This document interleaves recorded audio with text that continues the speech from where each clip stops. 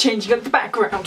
So I haven't made a video in a while, and at the moment I am trying to raise money for a short film I'm making called Violet. So I thought I would put 2 and 2 together and create a week of non-stop videos in order to raise awareness for my short film, and I am calling it very creatively Violet Week. This is a terrible idea. Why am I doing this? So, welcome to Violet Week. I feel like I should be wearing something violet. It's purple, it'll work, right? Right? Violet Week. It's a thing. I am the editor for Violet, and so as a sort of hint to my group, but also to the rest of you, I am going to be teaching you today how to train your editor. It is really too warm for this. Number 1, let them be. Alright, the editing process actually is longer than any other process in the production, except possibly pre-production, but that depends on how well thought out your film is. You're not going to get the film that you want if you're going to keep on pestering them. They need to do their own work, you need to do your own work as well, so just leave them for a while, come and visit them occasionally so they don't feel lonely, but for the most part let them be, let them do their own thing, because there's a reason why they're the editor and you're not most of the time. Number 2, inspire them. They're going to have to look at this film for a lot longer than you will have to. They're going to be spending hours upon days upon weeks looking at this film. It's going to drive them insane. And so you need to keep that energy up. Otherwise they are just going to not want to look at it again, and you're not going to get a finished edit unless, you know, you do it yourself. So if you want a good edit, then you've got to keep them energetic, and it's really hard when you're having to stare at the same thing for hours.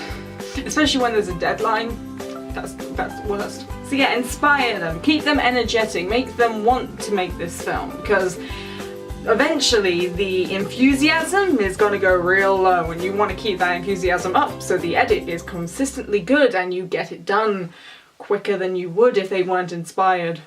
San! That's 3 in Mandarin and Japanese, so you know, you've learned 2 things today. Make it easier for them. You see this thing? This is not just a fancy thing that you see in films, like on screen. It's not like some little prop that you get sort of like keep, and it's not a memento, it's not like for the scenery or anything. This is my bread and butter. The idea is that you write down the scene, the take, and the roll, and then you stand in front of the camera and you say, scene 1, take 1, roll 2, action.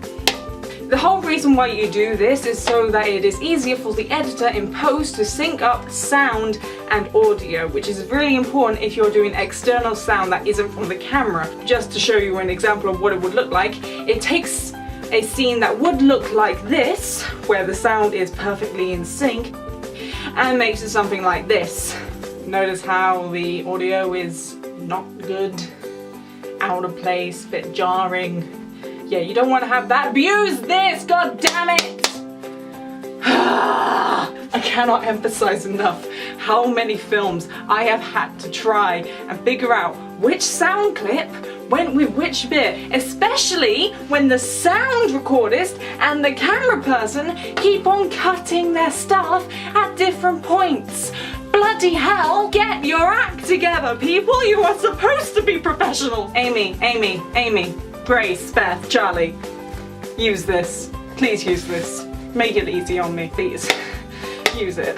Number 4. I pulled myself after that one. Let them be creative. They are the editor. They get to have a bit of a say in what they are editing. Don't just be looming over them. Especially the director, don't just be sort of there telling them what to do at every single moment. I have seen directors do that, and the editor, as soon as they left the room, it was a case of like, you do this, and this before I get back, and we all just all went like. The thing is that they are a person too. They have creative vision. Editing is an art form, surprisingly. Not a lot of people know that. They always think of art as like art. Go and look at any film that is sort of fancy, like avant-garde sort of thing. I can't believe I just used that. I just managed to use avant-garde. What you're supposed to do is you are supposed to let them do their own vision, and then you come in and say, that's not quite right, can you just change this little bit? But not Not just go, all of it is terrible, start again, do it my way. Unless it is really bad, in which case, you know, feel free. But yeah, just let them be a bit creative, because, you know, they want to have their own say in this as well. They don't want to just have like the director just sort of stood behind them like, change it. Number 5. Treat them like gremlins. I haven't even seen this film and I'm using this, okay? Don't get them wet, because there's a lot of expensive equipment, whether that's on a small production or a big production, especially if it's a big production, because bloody hell. No, and a small one, because that's usually their own equipment, but also on a big production, because, you know, there's fancy equipment going on. Most of the time it's, you know, Mac computers. That's not a good thing to be messing with water. Neither's a PC really, but Macs, they're pricey. They're real pricey. Don't feed them past midnight. Actually no, if they're working past midnight, then yeah, you better feed them. You better feed them, because that takes energy. That's a lot of energy. Editing is actually a really hard thing to do, as most people will find out when they've actually edited. Editing is a very tiring process. Especially when you're going insane from looking at all those. It's animation. I hate animation. I've done it twice in my GSCB thing, and also one that I've recently done for a band. And yeah, I don't like it. It's taken me forever. I've gone insane. I have actually put myself in shock by looking at a computer screen for too long. It's really hard.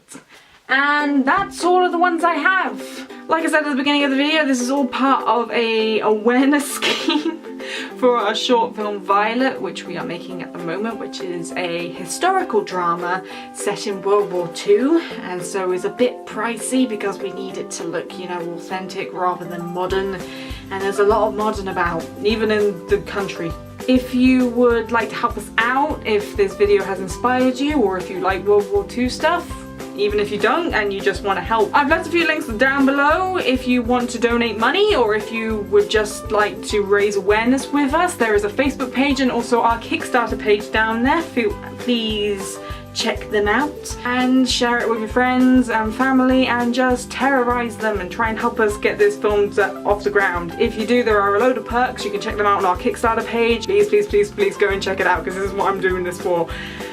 I'm running out of battery. Thanks guys, bye.